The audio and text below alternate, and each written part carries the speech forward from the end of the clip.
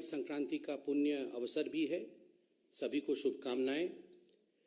किंतु जिस विषय पे आज हम प्रेस कॉन्फ्रेंस कर रहे हैं वो विषय दुखद है, वो विषय चिंताजनक है और वो विषय हिंदुस्तान की राजनीति और खास करके हिंदुस्तान के राजनीति के एक बहुत पुराने प्लेयर कांग्रेस पार्टी की चयनात्मक राजनीति, सिलेक्टिव राजनीति को दर्शाता है और एक बहुत महत्वपूर्ण सवाल गांधी परिवार पर छोड़ता है।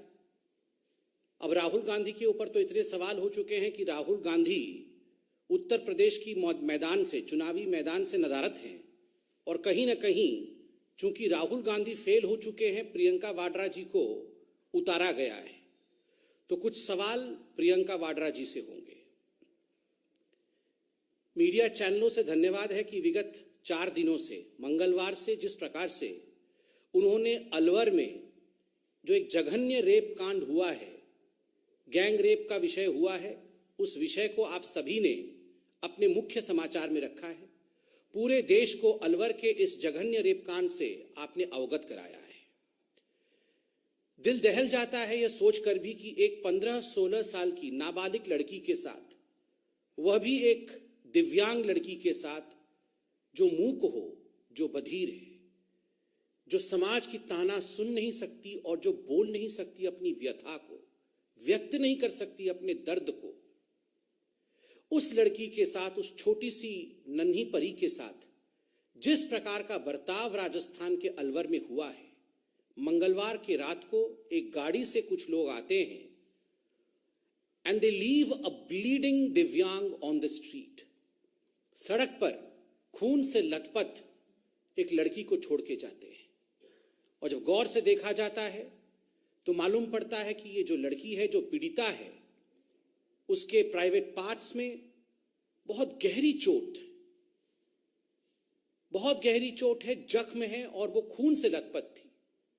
आनन पानन में उसे अस्पताल पहुंचाया जाता है और आज राजस्थान की वो निर्भया, राजस्थान की वो नन्ही सी बेटी आईसीयू में अपने जीवन से लड़ रही है। वहां वो लड़ रही है। जान के आश्चर्य होता है, जान के दुख होता है, किन हाथों के लोग में कांग्रेस की राजनीति है। आप जानते हैं, जब अलवर में इस प्रकार की विभत्स घटना घट रही थी, तब प्रियंका वाड्रा, जो अपने आप को चैंपियन ऑफ महिला कहती है, प्रियंका वाड्रा वहीं मौजूद थी। प्रियंका जी का जन्मदिन था। वो अपने पति श्री वाड्रा जी के साथ रणथंबोर की जंगलों में मौजूद थी। वो वहां अपने जन्मदिन मनाने के लिए प्रस्तुत थी, रणथंबोर में थी।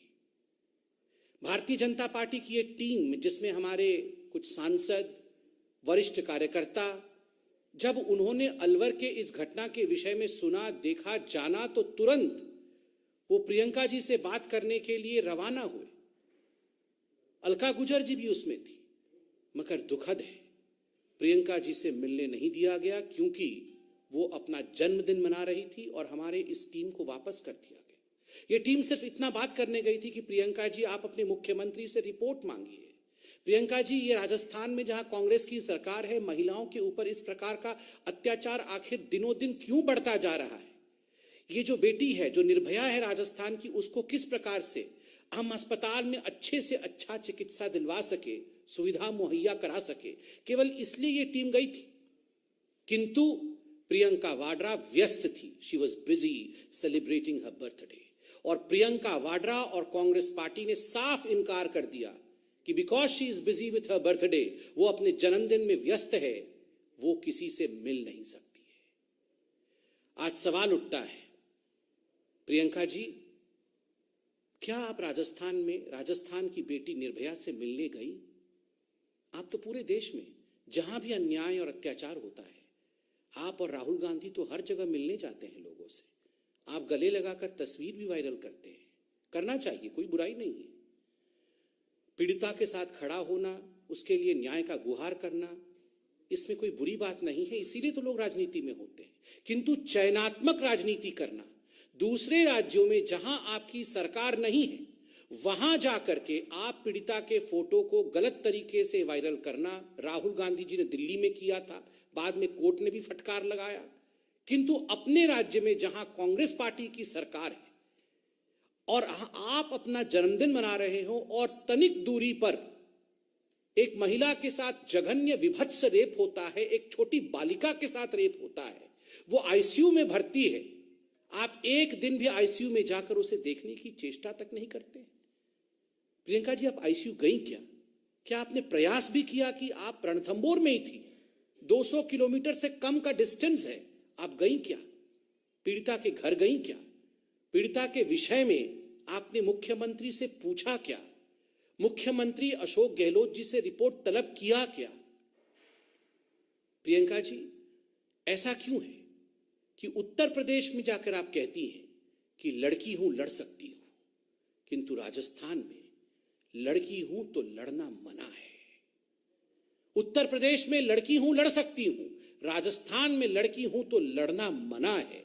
चुप रहना ही पड़ेगा क्योंकि यहां कांग्रेस की सरकार है। प्रियंका जी, आज आपको सुनना पड़ेगा। अगर आपने अपना बर्थडे मना लिया हो और आप ये प्रेस कॉन्फ्रेंस सुन रही हैं, तो बड़े ही आदर पूर्वक मगर बहुत सख्ती के साथ आज हम कहना चाहते हैं, प्रियंका जी, आपने ये कॉल दिया, आपने ये आह्वान किया कि लड़की हूं, लड़ सकती हूं, किंतु आज हम कहना चाहते हैं वास्तविक रूप में आप कांग्रेसी हैं और केवल राजनीति कर सकती हैं, केवल राजनीति। और इससे दुखद कुछ नहीं हो सकता।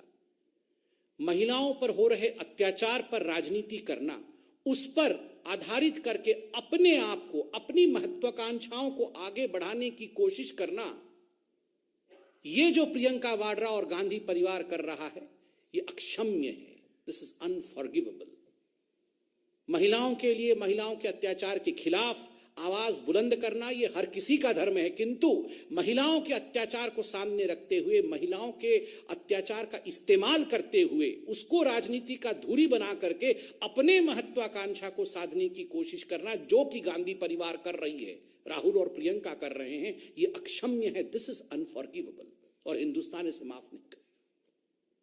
उन्नाव में तो आप राजनीति कर रहे हैं, मगर ये जो पूरा विषय अब बनता जा रहा है, उन्नाव वर्सेस यहां ना आओ,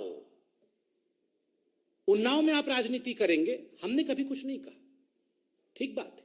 जिन विषयों को सामाजिक रूप से उठाना चाहिए उठाइए, लोकतांत्रिक देश, मगर उन्नाव आप जा सकती हैं, मगर राजस्थान में यहां ना आओ। उन्नाव वर्सेस यहां ना आओ, ये हिंदुस्तान देख रही है और हिंदुस्तान इसका जवाब देगी।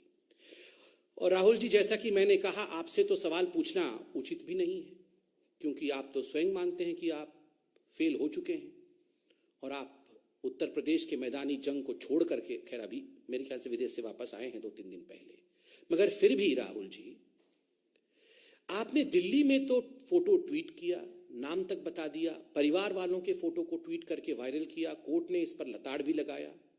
आप अलवर जाएंगे क्या राहुल जी? प्रियंका जी से बात करके बताइए राहुल जी, आप अलवर जाएंगे क्या? महिलाओं के ऊपर जिस प्रकार की राजनीति प्रियंका वाड्रा और कांग्रेस पार्टी कर रही है, इसका एक और खुलासा कल मीडिया चैनलों के माध्यम से हुआ है।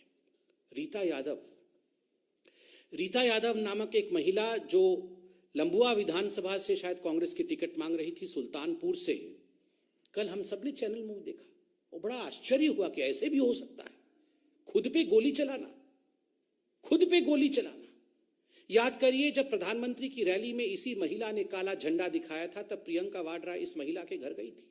उनके घर जाके प्रियंका वाड्रा ने उसके साहस की भूरी भूरी तारीफ की थी। बाद में जब इनके ऊपर गोली चली तो प्रियंका और राहुल दोनों ने ट्वीट किया था कि ये तो बीजेपी का कारनामा है। और आज जब हकीकत सामने आया है कि गोली खुद पे चलाया गया था, कांग्रेसियों ने ही कांग्रेस की कार्यकर्ता के ऊपर गोली चला करके एक सिंपैथी वेव क्रिएट करने की कोशिश की थी, तो आज भारतीय जनता पार्टी प्रियंका वाड्रा से और राहुल गांधी से सवाल पूछती है, गोली आपने चलाई थी क्या? उस समय अगर आपको लग रहा था कि गोली हमने चलाई थी, आज जब सच्चाई सामने आ चुका है कि गोली खुद पे चलाया गया था, किसके कहने पर गोली चलवाई गई थी, क्या प्रियंका जी ये सुझाव आपका था या ये सुझाव राहुल गांधी का था? महिलाओं के ऊपर गोली चलवाना, महिलाओं के ऊपर हो रहे अत्याचार का राजनीतिक इस्तेमाल करके अपने पार्टी को आगे बढ़ाना, मुझे लगता है इस प्रकार की राजनीति से हर पॉलिटिकल पार्टी को बचना चाहिए और इस प्रकार के चरित्र को कांग्रेस पार्टी ने दिखाया है, यह उचित नहीं है। बहुत बहुत धन्यवाद। कोई सवाल हो तो अवश्य पूछें।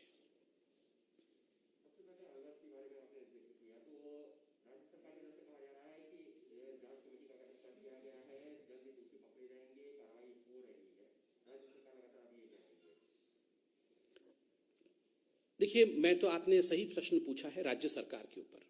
राज्य सरकार की वुमेन एंड चाइल्ड डेवलपमेंट मंत्री है ममता भूपेश जी। ममता भूपेश जी के बयान को हमने कल सुना और बड़ा आश्चर्य लगा दो बातें सुनकर जो ममता भूपेश जी ने राज्य सरकार की तरफ से कहा।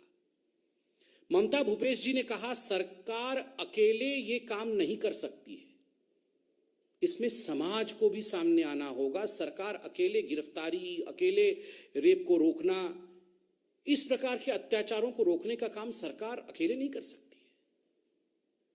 ममता जी, आप तो खुद एक महिला हैं और इस प्रकार का स्टेटमेंट देना कि सरकार अकेले ये काम नहीं कर सकती है, समाज को ये काम करना होगा, मुझे लगता है सरकार कहीं ना कहीं अपने जिम्मेदारी से अपने मुंह को मोड़ रही है, नंबर एक। नंबर दो, मुझे तो आश्चर्य हुआ ममता जी ने तुरंत उसके बाद जो स्टेटमेंट दिया कि जो रेपिस्ट थे वो कोई तिलक लगा के आए थे क्या? वो कोई तिलक लगा के आए थे क्या जो हम पहचान जाते कि ये रेपिस्ट है? क्यों? आपने एक धर्म विशेष के साथ रेपिस्टों को जोड़ना, एक तो आप अरेस्ट कर नहीं पा रहे हैं, दूसरा आप कह रही हैं कि ये तो अकेले समाज का, ये तो अकेले सरकार का काम नहीं, समाज का भी काम है। ऊपर से ये कहना कि रेपिस्ट तिलक लगा के आए थे क्या जो हम पहचान जाएं कि रेपिस्ट कौन है। ये तिलक को रेप के साथ जोड़ना, ये कहां की राजनीति है? ये किस प्रकार